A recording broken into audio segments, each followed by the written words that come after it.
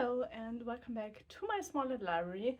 Today we're gonna have a quick little chat about Stephen King and what I think are good books to get into Stephen King. I have read 34 of Stephen King's books so far that I have physically on my shelves. I might have read one or two more in German, but I don't really count them because they're not the original language.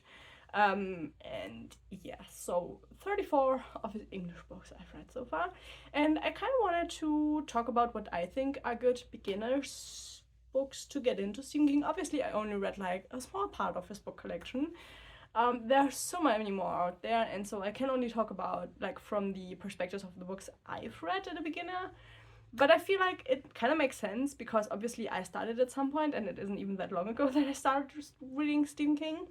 And I felt like I maybe didn't start with the perfect books to start, at least from my point of view.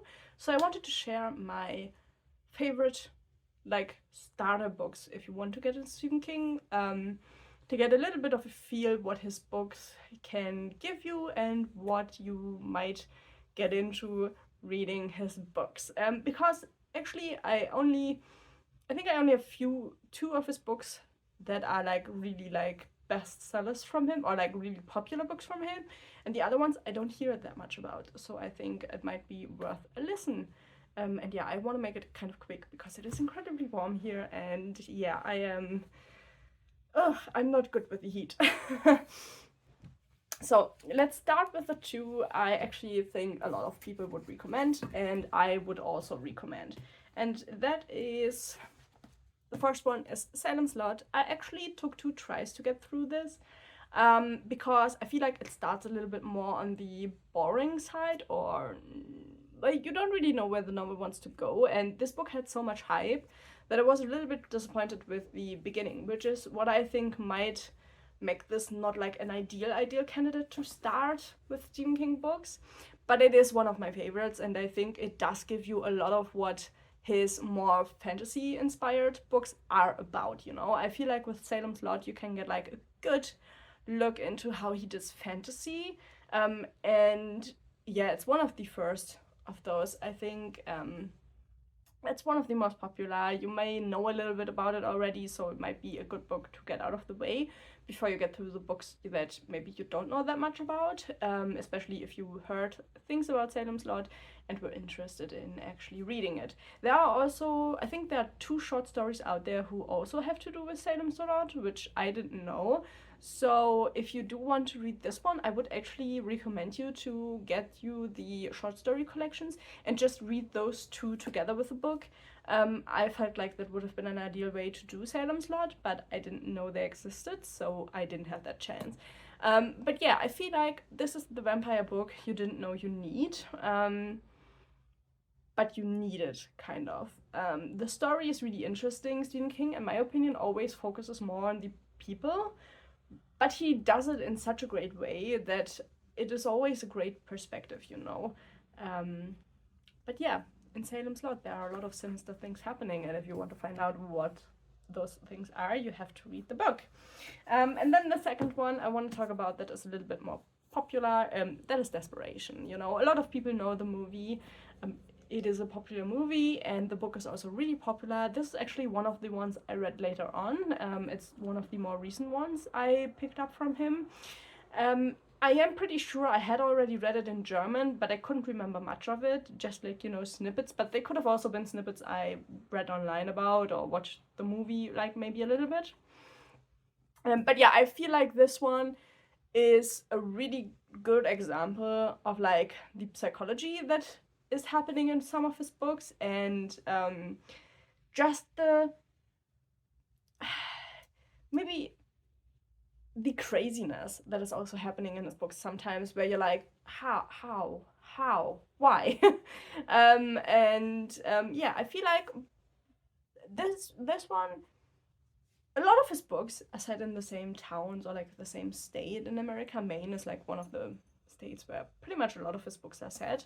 I feel like what makes this one really good is the remoteness where this is set, and the really like closed off cast of characters. and like without any outside noise of other stuff, you know. A lot of his other books that I technically wouldn't recommend like to read first have like the main cast, and then you have like the bustling city or town around it, and this is really really isolated setting. So you get like really the focus on the psychology of the people that are in the setting, and it works incredibly good. I really really like this. It keeps you on your toes, it keeps you guessing, and yeah, I don't know, there are some really cool characters in that one, so if you are a character reader, I like it for that, you know. And then we have the one and only short story collection I would recommend for the beginning. I have read a few, like I think 2 or 3 more short story collections by him, which I didn't love as much. This one I would really recommend, mostly because there are some really popular short stories from him in here. Let me tell you which ones.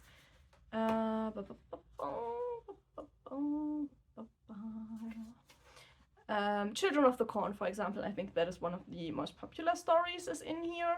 And yeah, here's also one of the Salem's Lot stories is in here, which is called Jerusalem's Lot.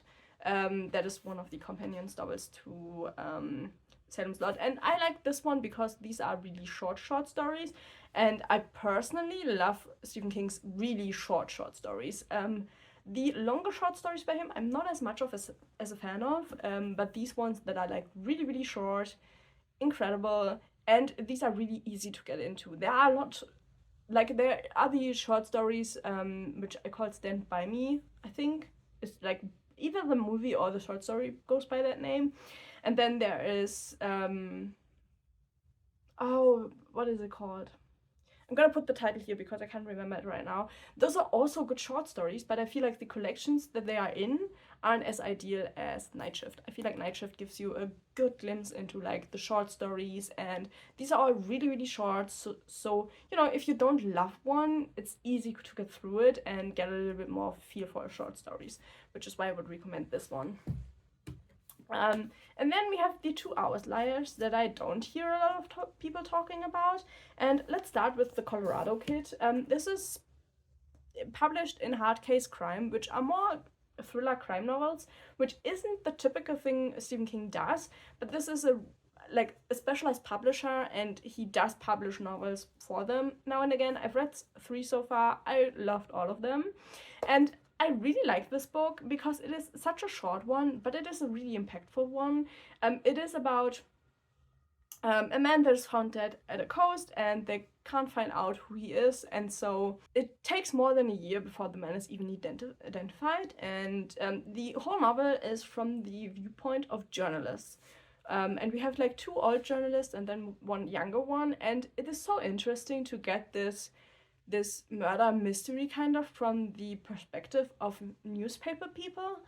That was so cool. I really like the journalist perspective, and yeah, I feel like if you are more of like a crime thriller reader, this one might be a good way to get into Stephen King, because it does have these Stephen King notes that he has in his books where you like really recognize his writing style, but the story is quite a bit different, I feel like, from a lot of his other books that he normally publishes. So this is a really, really good way to get into his books if you are like more of a crime reader than like fantasy and just gruesome horror stories, I would say, which is why I would recommend it, even though I feel like it's not that much of a talked about book.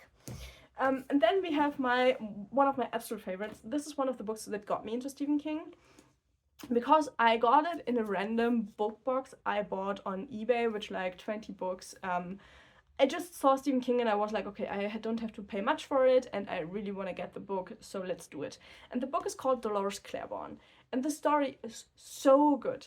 It is also more of like, it's not really a murder mystery, but there's somebody who dies, and our main character kind of tells the story about what happens. And it's one of those books where you have like, our main character is a housekeeper, and you have like the story about these human connections and what happens in this in this really small spot of life, because they live on an island, and to leave the island you have to take the ferry, stuff like that. And what I love about this one so much, it's,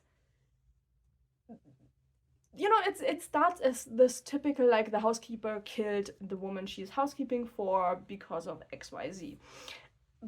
But the story is so much more and is so different, and it's so much darker and better than what you would expect for, like, the blurb. What it tells you, you know, that it's just like a housekeeper and the woman dies, the widower, and, you know, maybe she wants the money. But it's so much more, and I love, love, love the main character. Dolores is one of my favorite characters that Stephen King has ever written.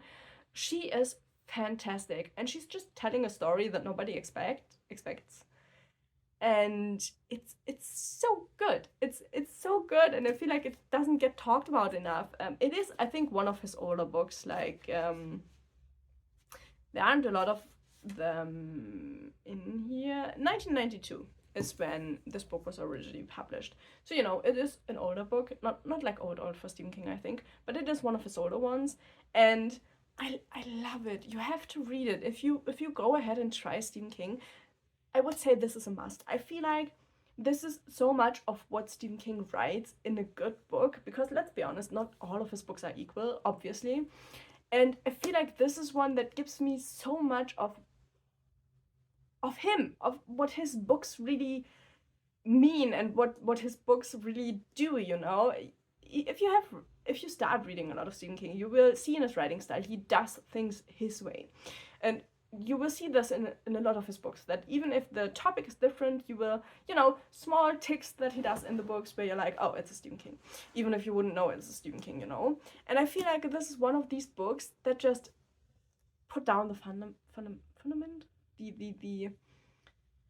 the bottom layer of what Stephen King novels are, and I feel like you have to read it. I love it. I think it's one of my favorite novels by him, even if it's not the perfect novel, but the way the story is told and everything the story gives you, it's amazing. I would say go after this one. If you can get it, pretty sure it will still be published. I mean, you can get a lot of Stephen King's books in new editions, like, every few years, you know. But yeah, if you can get one Stephen King, I would actually go for this one. Because this is not one of those really gory books, you know. He has so many of those, like, more gory books. I mean, think about Carrie, you know. I have read Carrie. I like Carrie. But I wouldn't recommend it as people as the first one, you know, if you want to get into Stephen King, because I feel like it's, like, really 50-50 if you even like the gory stuff, and I feel like he's so much more with his books. I wouldn't even recommend it because it is so long, and if you aren't, like, in it, you're not gonna get through it. So I would actually start with some of these smaller books by Stephen King. Even though it is fantastic, you know, if you do want to start there, go ahead, read it. It's Chef's It's such a good book, you know. But if you want to make a little bit more of a slower start and maybe get a little bit of, like, the different things that he does in his writing, go for one of these, I would say. I feel like these are all really, really good starting points to read his books. And yeah, I love them all equally. I mean, some have gotten better ratings by me, but all of these have, like, really, like, clung to me. Like, some books I just forgot that I read them, but these, I can remember all of these, you know, even though this one is now, I think, like, 2 years ago that I read it. But it really stuck with me, and I feel like that is something that all of these have in common. And I feel like if you start new, like, getting into a new author, you should go with one that really sticks with you. And so yeah, I would recommend any of these, to be honest. And yeah, that is kind of all I wanted to talk about today. Just, like, a little bit of a recommendation video, and yeah, I hope you enjoyed it.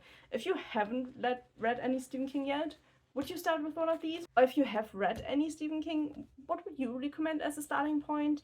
I mean, I can only talk from my experience, but I only, you know, in the last few years started reading Stephen King, and I would actually start with these, to be honest. If I could do it over again, I would start with these, and then I would go straight to it, you know. It took me way too long to read it. But yeah, thank you for watching. I hope this video was helpful, and hopefully I will see you in the next one.